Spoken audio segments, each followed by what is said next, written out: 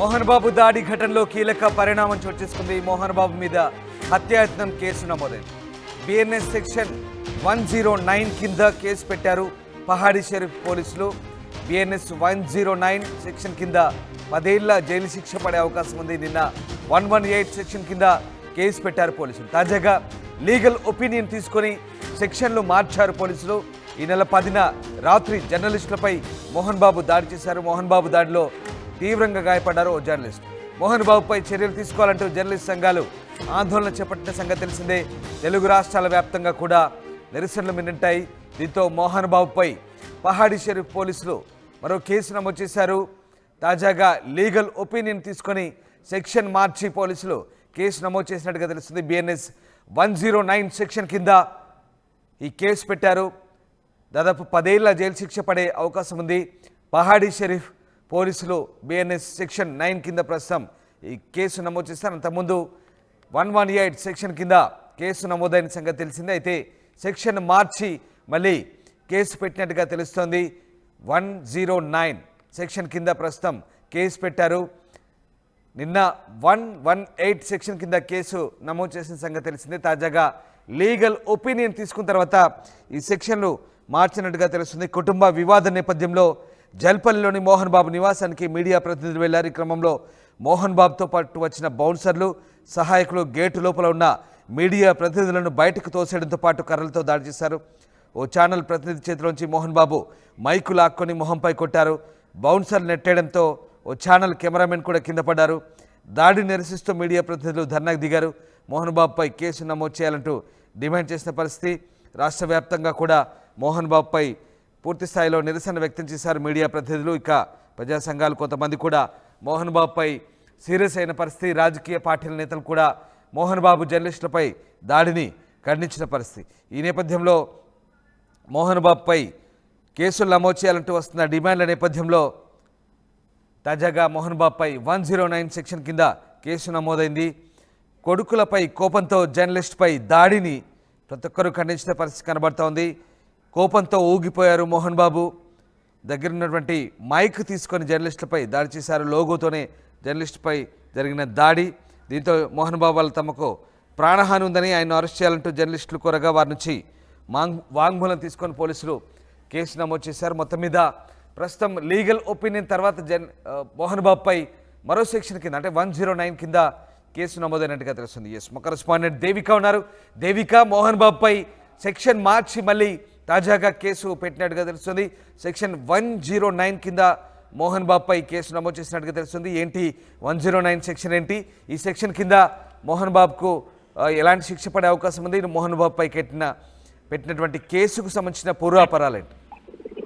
Yes Ramdas, 4 రోజుల క్రితం నుంచి ఏదైతే మంచు ఫ్యామిలీ నుంచి వచ్చిన వివాదాలకు సంబంధించి అవి కవర్ చేయాలని చెప్పి మీడియా ప్రతినిధులందరూ కూడా అక్కడికి వెళ్ళడం జరిగింది. అదే భాగంలో మొన్న కూడా అంటే 2 రోజుల క్రితం జరిగిన ఏదైతే వివాదం ఉందో అంటే మంచు మనోజ్ ఒక్కసారిగా గేటు బద్దలో కొట్టుకొని లోపలికి వెళ్తున్న క్రమంలో బాడీ గార్డ్స్, అక్కడ ఎవరైతే విష్ణుకి సంబంధించిన బాడీ గార్డ్స్, అదే విధంగా మోహన్ బాబుకి సంబంధించిన బాడీ గార్డ్స్ ఎవరైతే ఉన్నారో వాళ్ళు ఒక్కసారిగా మీడియా మీద దాడి చేయడం జరిగింది. అందులో ముఖ్యంగా చెప్పుకోవాలంటే మోహన్ బాబు కూడా మీడియా జర్నలిస్టుల మీద దాడి చేయడం అనేది 2 తెలుగు రాష్ట్రాల్లో కూడా సంచలనంగా మారిందని చెప్పొచ్చు. చూడొచ్చు ఆయన ఏ విధంగా దాడి చేశారనేది కూడా మనం చూస్తున్నాం. మైక్ ఒక్కసారిగా లాక్కొని మీడియా ఒక ఫలానా ఛానల్ ఏదైతే ఉందో ఆ జర్నలిస్ట్ మీద ఒక్కసారిగా 2 సార్లు ఆ మీడియా మైక్ తో 2 సార్లుగా దాడి చేసినది కూడా మనం ఆర్టీవీలో వేయడం జరిగింది. ప్రస్తుతం దానికి సంబంధించి ఎవరైతే ఆ జర్నలిస్ట్ ఉన్నాడో అతను ఇప్పుడు ప్రస్తుతం ఒక ప్రభుత్వ హాస్పిటల్లో చికిత్స కూడా పొందుతూ ఉన్నాడు. దీనికి సంబంధించి చూసుకుంటే అతని మీద ఎవరైతే మోహన్ బాబుపై దాడి ఘటనలో కీలక పరిణామం అని చెప్పొచ్చు. మోహన్ బాబు మీద హత్యా ప్రయత్నం కేసు కూడా నమోదు చేయడం జరిగింది. బిఎన్ఎస్ సెక్షన్ 109 కింద కేసు పెట్టిన పహాడీ పోలీసులు అని చెప్పాలి. 109 కేసు కింద 10 ఏళ్లు జైలు శిక్ష పడే అవకాశం ఉంది. అయితే దీనికి సంబంధించి మోహన్ బాబు దాడి చేశాడంటూ కూడా అటెంప్ట్ టు మర్డర్ కేసు కూడా పెట్టడం జరిగింది. ఎఫ్ఐఆర్ కూడా నమోదైంది. బిఎన్ఎస్ 118 కింద అంటే మొన్న జరిగిన ఏదైతే దాడికి సంబంధించి కూడా చూసుకుంటే దీన్ని 118 కింద సెక్షన్ కింద ఎఫ్ఐఆర్ నమోదు చేసిన పోలీసులు ఇవాళ దాన్ని మార్చి రాశారు. లీగల్ ఒపీనియన్ తీసుకొని బిఎన్ఎస్ 109 సెక్షన్ కింద అటెంప్ట్ టు మర్డర్ కేసు పెట్టడం జరిగింది. దీనికి సంబంధించి మరి ఆయన ఏ విధంగా పోలీసులకి సమాధానం చెప్తారనే విషయం కూడా తెలియాల్సి ఉంది. మరోవైపు చూసుకుంటే ఈ ఘటనలో గాయపడ్డ మోహన్ బాబు కూడా ప్రస్తుతం కాంటినెంటల్ హాస్పిటల్లో చికిత్స పొందుతున్నారు. మరి దీనికి సంబంధించి ఆయన ఎలాంటి వాకులను ఇస్తారనే విషయం కూడా తెలియాల్సి ఉంది. రాందా right, yes, thank you Devika. Yes, మొత్తం మీద 109 BNS section 109 trying to seriously injure someone so that they die. So ఇది సెక్షన్ అంటే రకరకాల అటెంప్ట్ టు మర్డర్ సెక్షన్. ఇది రకరకాల ప్రయత్నాల ద్వారా ఒక వ్యక్తిని చంపే క్రమంలో చేసే ప్రయత్నం ఇది. సో చాలా కోణాలున్నాయి అందులో ఇదొకటి సీరియస్గా గాయపరిచి దాడి చేసి వ్యక్తిని చంపే ప్రయత్నం, అంటే ఒక రకంగా హత్యాయత్నం కేసు ఇది.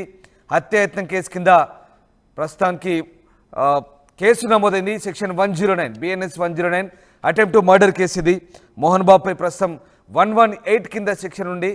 సో 118 అంటే పూర్తిగా తీవ్రంగా గాయపరచడం వ్యక్తిపై.